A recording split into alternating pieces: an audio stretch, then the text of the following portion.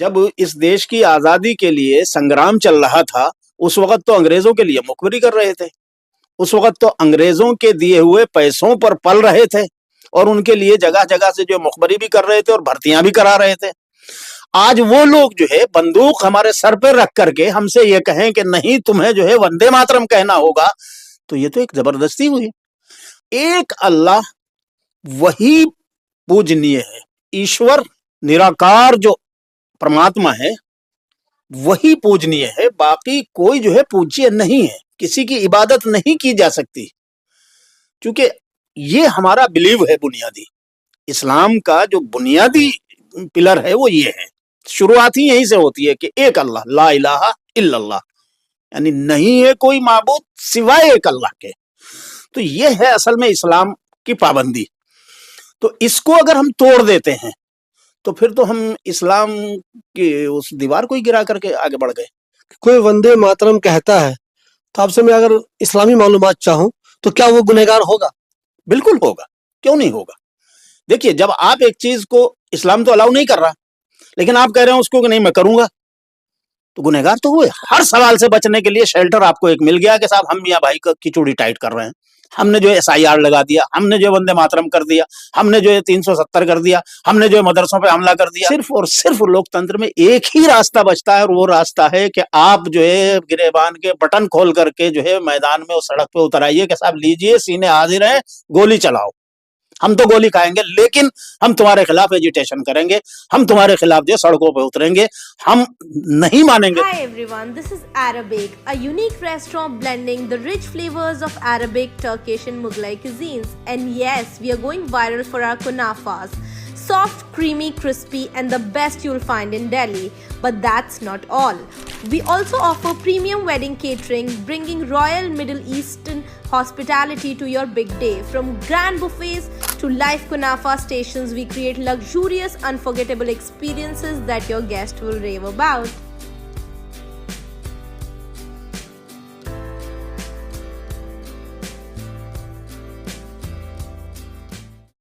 दोस्तों, इस मुल्क में वंदे मातरम कोई नई चीज नहीं है, लेकिन वंदे मातरम पर पॉलिटिक्स नई चीज है। हमेशा से जिनको वंदे मातरम कहना है वो कहते थे, जिनको नहीं कहना है वो नहीं कहते थे। ऐसे मुसलमान भी लाखों की संख्या में हैं जो वंदे मातरम कहते हैं। लेकिन क्या जो वंदे मातरम कहता है वही देशभक्त है? जो नहीं कहता है वो देशभक्त नहीं है? फिर इन दिनों एक हंगामा शुरू हो गया है। लोगों को शक होता है कि वंदे मातरम का हंगामा इसलिए पैदा किया गया है ताकि इलेक्शन में इसका फायदा उठाया जा सके। हमारे साथ अब्दुल रहमान आबिद साहब हैं। आपने इनको पचासों, सैकड़ों, हजारों डिबेट में देखा होगा। बेहतरीन मालूमात रखते हैं, टॉपिक पे सही तरीके से बोलते हैं। हम इनके पास आए हुए ये जानने के लिए कि अगर एक मुसलमान वंदे मातरम कह ही देगा तो क्या हो जाएगा, और दूसरे क्या जरूरी है जिद करना कि वंदे मातरम कहना ही होगा। अब्दुल रहमान आबिद साहब, बहुत से हिंदू कहते हैं जो सेकुलर है, ठीक ठाक है, वो कहते हैं कि अगर वंदे मातरम कह ही दिया तो क्या हो जाएगा, कह दो ना, क्यों चक्कर में लगा, और उनको जिद कर रहा है तो कह दो वंदे मातरम। तो अगर मुसलमान वंदे मातरम कह ही दे तो पहले मुझे बताइए क्या दिक्कत है इसमें? देखिए, मैं बात वहीं से शुरू करता हूँ। जो हमारे हिंदू भाई, जो सेकुलर हिंदू भाई हैं, जिनके जहन में कोई नफरत नहीं है और वो वाकईतन देश हित में सोचते हैं और वो इस देश के भले के लिए और हिंदू मुस्लिम सौहार्द को बना के रखने के लिए वो कहते हैं, वो असल में एक चीज वो समझते नहीं है और उसमें जो है उनका कसूर नहीं है, मैं उनको कसूरवार नहीं मानता। वजह उसकी ये है कि चूंकि वो जिस धर्म को फॉलो करते हैं उस धर्म में चूंकि कोई कॉन्सेप्ट इस तरह का है नहीं। वहां तो बुजुर्ग हैं हमारे, वो भी भगवान हैं, और माँ बाप हैं, वो भी भगवान हैं। कोई ऐसी शख्सियत है कि जिससे जो है देश को, कौम को, किसी तबके को, कुछ लोगों को, किसी इलाके को कुछ फायदा ज्यादा हो रहा है, तो वो भी भगवान है। मतलब जिसमें जरा सा कोई चमत्कार का वो है, वो भी भगवान है। जिसमें थोड़ी सी शक्ति ज्यादा है, वो भी भगवान। तो उनके यहाँ चूंकि एक कॉन्सेप्ट जो है वो धर्म में उनके इतने ये है कि वहां तो हर चीज को वो भगवान तस्लीम कर सकते हैं। तो इसलिए जो है वो इस तरह से कह रहे हैं कि भाई अगर कह ही देंगे तो क्या फर्क पड़ जाएगा। उन्हें चूंकि ये चीज नहीं मालूम है कि इस्लाम में जो पूजा करने का मसला है, तो चूंकि जो भगवान है तो उसकी वो पूजा भी कर लेते हैं आसानी से। कोई दिक्कत नहीं होती। लेकिन इस्लाम में ऐसा नहीं है। इस्लाम का जो मिजाज है, इस्लाम जो थॉट है, वो बेसिक एक चीज पर आधारित है सारा, कि एक अल्लाह वही पूजनीय है। ईश्वर एक जो निराकार जो परमात्मा है वही पूजनीय है, बाकी कोई जो है पूज्य नहीं है, किसी की इबादत नहीं की जा सकती। क्योंकि ये हमारा बिलीव है बुनियादी, इस्लाम का जो बुनियादी पिलर है वो ये है। शुरुआत ही यहीं से होती है कि एक अल्लाह, ला इलाहा इल्लल्लाह, यानी नहीं है कोई माबूद सिवाय एक अल्लाह के। तो ये है असल में इस्लाम की पाबंदी। तो इसको अगर हम तोड़ देते हैं तो फिर तो हम इस्लाम की उस दीवार को ही गिरा करके आगे बढ़ गए। अब जाहिर सी बात है कि ये तो कोई अच्छी बात नहीं है कि हमें जो है वो राष्ट्रद्रोही ताकतें, कि जिन्होंने जब इस देश की आजादी के लिए संग्राम चल रहा था उस वक्त तो अंग्रेजों के लिए मुखबिरी कर रहे थे, उस वक्त तो अंग्रेजों के दिए हुए पैसों पर पल रहे थे और उनके लिए जगह जगह से जो मुखबरी भी कर रहे थे और भर्तियां भी करा रहे थे। आज वो लोग जो है बंदूक हमारे सर पे रख करके हमसे ये कहें कि नहीं तुम्हें जो है वंदे मातरम कहना होगा, तो ये तो एक जबरदस्ती हुई। अब हमारे जो सेकुलर हिंदू भाई हैं वो ये समझते हैं कि भाई चलो इस टकराव को टालने के लिए या इनके जो है इस नफरती और धार्मिक एजेंडे को खत्म करने के लिए मुसलमान अगर कह दें, तो सवाल ये है कि जो मुसलमान धार्मिक तबका है, जो मजहब को अपने फॉलो करता है, वो तो नहीं कह सकता, क्योंकि उसके सामने तो ये रुकावट है अपने मजहब की। और जो लोग मजहब को फॉलो नहीं करते हैं उनमें आरिफ मोहम्मद खान जैसे बहुत सारे लोग हैं। तो अब साहब अगर ये माना जाए कि कोई वंदे मातरम कहता है, तो आपसे मैं अगर इस्लामी मालूमात चाहूं तो क्या वो गुनहगार होगा? बिल्कुल होगा, क्यों नहीं होगा। देखिए, जब आप एक चीज को, इस्लाम तो अलाउ नहीं कर रहा, लेकिन आप कह रहे हैं उसको कि नहीं मैं करूंगा, तो गुनहगार तो हुए। अच्छा, जो लोग इसकी जिद कर रहे हैं, आपको क्या लगता है कि वो वाकई में देशभक्त लोग हैं या फालतू का उनको पॉलिटिकल फायदा उठाना है इसलिए जिद करते हैं और बार बार वंदे मातरम की बातें बीच में ले आते हैं? वो सिर्फ और सिर्फ मुसलमानों से नफरत करते हैं और मुसलमानों से नफरत की बुनियाद पर अपनी राजनीतिक रोटियां सेकते हैं और अपने राजनीतिक हितों को साधना चाहते हैं। और वो ये समझ रहे हैं कि उन्होंने 2013 से शुरुआत करके नरेंद्र मोदी को जब से पीएम कैंडिडेट घोषित किया गया था बीजेपी की तरफ से, तब से उन्होंने जो एक एजेंडा शुरू किया है नफरत का और मुसलमानों के खिलाफ जो है बहाने जगह जगह तरह तरह के निकालने का, वो ये समझ रहे हैं कि इस तरह से हमारे हितों को साधना बहुत आसान है। तो वो हर मामले में आप देख रहे हैं पिछले 11 साढ़े 11 साल से कि वो हर मसले को हिंदू मुस्लिम में बांट देते हैं, इस्लाम और हिंदुइज्म में बांट देते हैं। हर चीज में हिंदू मुस्लिम की नफरत और दुश्मनी की वो सूरत हाल पैदा करते हैं। उसको, उनको इससे क्या फायदा हो रहा है? उनको फायदा ये हो रहा है, एक नए पैसे का काम वो नहीं कर रहे हैं और उनसे फिर कोई सवाल करने वाला भी नहीं है, कोई पूछता भी नहीं है कि भाई तुमने रोजगार का वादा किया था कि 2 करोड़ रोजगार हर साल दिए जाया करेंगे, अब तुम्हें 11 साल हो गए, तुम्हें तो 22 करोड़ 25 करोड़ नौजवानों को अब तक जो है रोजगार से लगा देना चाहिए था, तुमने तो 2 लाख भी नहीं लगाए, 2 करोड़ भी नहीं लगाए अब तक इन 11-12 साल में। तुमने जो है ये वादा किया था कि साहब हम जो है नारी की रक्षा करेंगे। तो भैया तुम ये बताओ कि आज जगह जगह पर हमारी बहन बेटियों की इज्जतें लूटी जा रही हैं, उनकी जानों को जो है रात दिन उनके मर्डर किए जा रहे हैं, जगह जगह पर किए जा रहे हैं। तुमने क्या किया? और बीजेपी और आरएसएस से और तुम्हारी जो है ये जो इनसे जुड़ी हुई बगल बच्चा तंजीमें हैं, इनके लोग जो है वो ज्यादातर जो इस तरह के क्राइम कर रहे हैं। तुमने इनका क्या किया? तुमने क्या देश की रक्षा करी? तुमने जो है देश का एक आता क्या विकास ऐसा कर देंगे। मोदी साहब कहा करते थे कि जब जब रुपया गिरता है तो देश की साख गिरती है और देश के प्रधानमंत्री की साख, देश का प्रधानमंत्री गिरता है। तो हुजूर आपने तो 58 पर संभाली थी, आज तो 90 पे पहुंच गया है। तो क्या आप गिर गए हैं? और अगर आप गिर गए हैं तो आप उठना क्यों नहीं चाहते इससे? क्यों आप हर जगह जो है गिरे चले जा रहे हैं?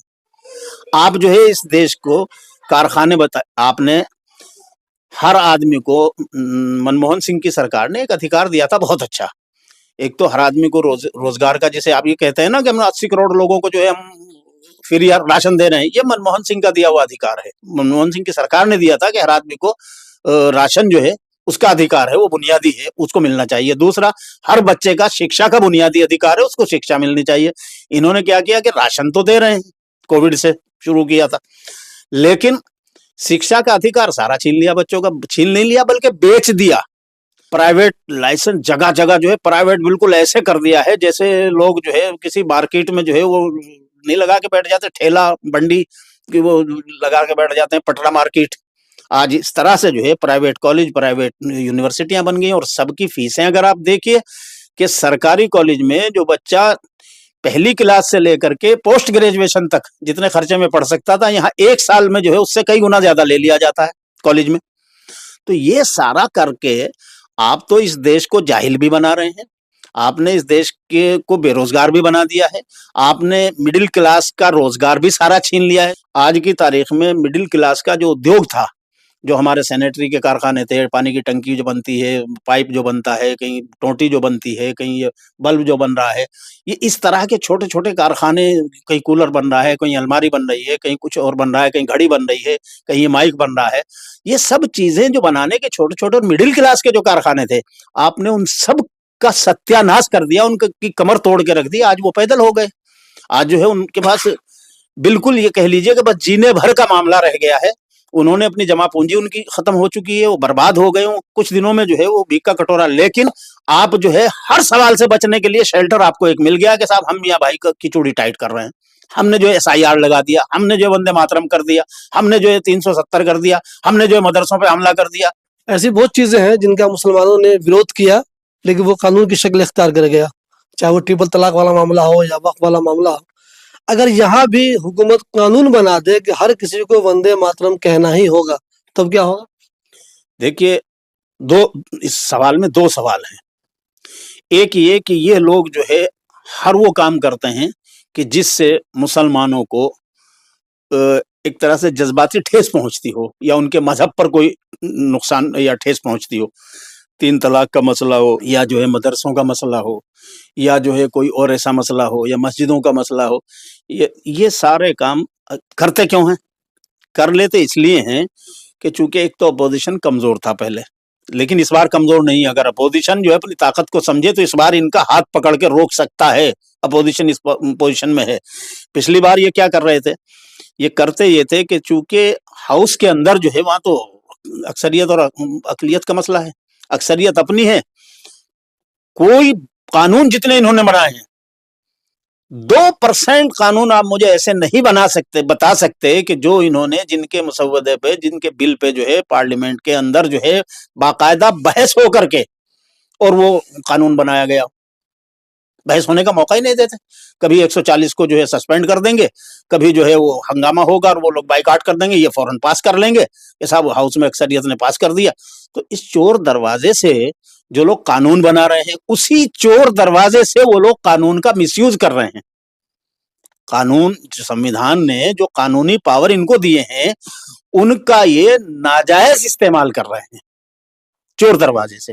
और उसका करके जो है ये अपनी हैकड़ी दिखा रहे हैं कसरत की बुनियाद के साथ। हम हैं, अच्छा फिर ऊपर से जो है ये साहब हम हैं तो हम जीत के आ रहे हैं। अरे भाई, दुनिया ने देख लिया, जान लिया, अब ये मुगालता दूर हो गया लोगों का कि आप जीत रहे हो। जीत नहीं रहे हो, वोटिंग मशीन से आप जबरदस्ती बेईमानी करके जीत रहे हो। और अब तो वो भी तरीका खत्म कर दिया कि वोटिंग मशीन ही की जरूरत पड़े। अब तो सारा मामला ही बिल्कुल पलट के रख दिया। अब तो इलेक्शन कमीशन ही जो है अपना बैठा दिया, वो जो सारे काम जो है अपने आप कर लेता है। नई दिल्ली में जो विधानसभा की सीट है, जहां से पहले शीला दीक्षित जीता करती थी, फिर केजरीवाल जीता वहां से 2 बार, उस सीट पे सबसे पहला तजर्बा किया था इन्होंने।